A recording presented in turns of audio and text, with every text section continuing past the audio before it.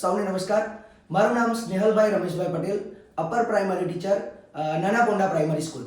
આજે મારે વાત કરવી છે સાયબર સેફટી વિદ્યાર્થી હેન્ડબુક વિશે, જે સમગ્ર શિક્ષા દ્વારા ધોરણ 8ના વિદ્યાર્થીઓને આપવામાં આવી છે. હવે આપણને પ્રશ્ન થાય કે આ સાયબર સેફટી એટલે શું અને સાયબર ક્રાઇમ એટલે શું? તો સાયબર ક્રાઇમ એટલે કે ઓનલાઈન ડિજિટલ પ્લેટફોર્મ દ્વારા ચોરી, hacking, grooming, bullying, digital arrest આવા જે અપરાધો થઈ રહ્યા છે એ સાયબર ક્રાઇમ કહેવાય છે. અને સાયબર સેફટી એટલે શું? તો આ જે બધા ઓનલાઈન અપરાધોથી પોતાની જાતને સુરક્ષિત રાખવી, પોતાની જાતને સલામત સાચવવી, જેને સાયબર સેફટી કહેવામાં આવે છે. તો આ જે હેન્ડબુક છે એમાં ખાસ કરીને વિદ્યાર્થીઓ આવા ઓનલાઈન જે ગેરકાનૂની પ્રવૃત્તિઓ થઈ રહી છે, જે સાયબર ક્રાઇમો થઈ રહ્યા છે, આ સાયબર ક્રાઇમોથી વિદ્યાર્થીઓ કેવી રીતે બચી શકે એ અંગે જાગૃતિ લાવવાનો મુખ્ય ઉદ્દેશ્ય આ હેન્ડબુકનો છે. સાયબર સુરક્ષા શા માટે ચિંતાનો વિષય બની ગયો છે?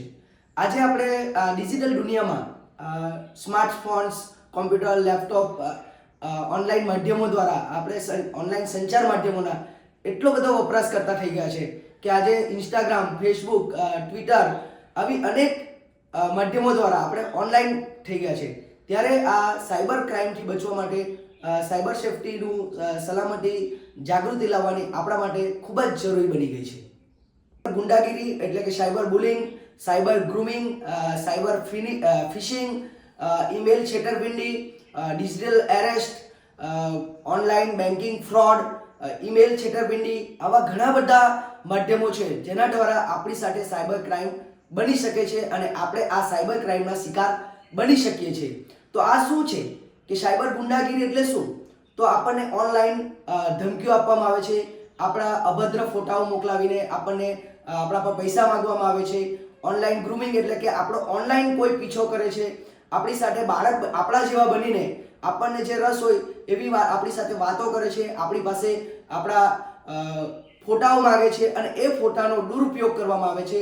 એની સાથે AI દ્વારા પણ એનો છેડછાડ કરીને પછી આપણા પર પૈસા માંગીને ધમકીઓ આપવામાં આવે છે.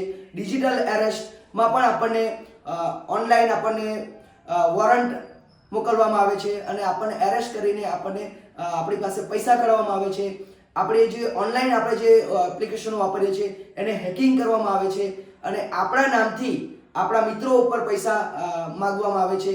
તેમજ આપણું આ એકાઉન્ટને હેક કરીને આપણને બદનામ કરવામાં આવી શકે છે.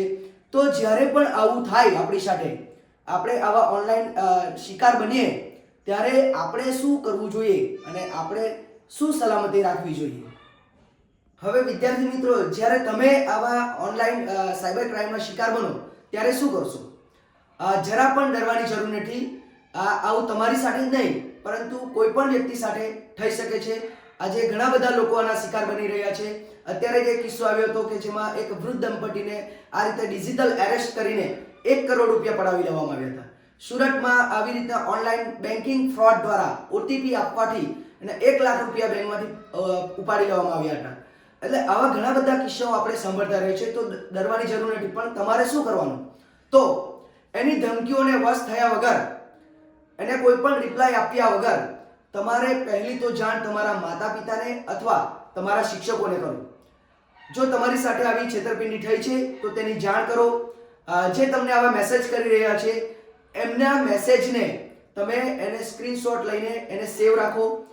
તમારા નજીકના પોલીસ સ્ટેશનનો સંપર્ક કરો. આપણી દરેક શહેરોમાં સાયબર સેલ દ્વારા ખૂબ જ આપણને સહકાર આપવામાં આવી રહ્યો છે. તો એ આપણે પોલીસ સ્ટેશનની મુલાકાત લઈએ. તેમજ આપણો સાયબર જ્યારે આપણી સાથે આવા અપરાધો બને તો આપણા માટે 1930 એક હેલ્પલાઇન નંબર છે. એ નંબર પર પણ આપણે આપણી ફરિયાદ દાખલ કરી શકીએ છીએ. તો કોઈ પણ ગભરાયા વિના આપણે આ સાયબર ક્રાઇમનો શિકાર બનીએ તો એનો આપણે સામનો કરવાનો છે.